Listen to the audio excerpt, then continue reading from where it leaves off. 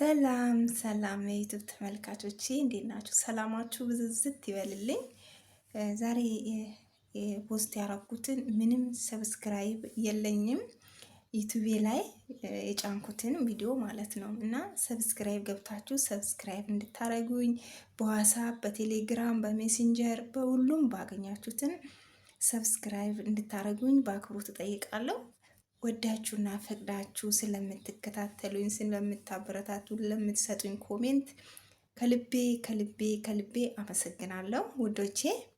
በሀገር ውስጥም በሀገር ውጭም የምትኖሩ ኢትዮጵያውያኖች ሰላማችሁ ብዝዝት ይበልልኝ ነው የምላችሁ። ሌላ ነገር ምንም ልላችሁ አልችልም እና አበረታቱኝ፣ ሰብስክራይብ አድርጉኝ ለምላችሁ እና እኛ የማዳን ቅመሞች ከመሬት አንስተን ትልቅ ዩቱበር እያረግናቸው ወንድሞቻችንና እህቶቻችን ዛሬ እነሱ ሰብስክራይብ አድርጉን ሚዲያችሁ ላይ አስተዋውቁልን ብንላቸው እመኑኝ ይስቁብናል ማለት ነው። ምክንያቱም እኛ አሳድገናቸው እኛ እንድናድግ አይፈልጉም።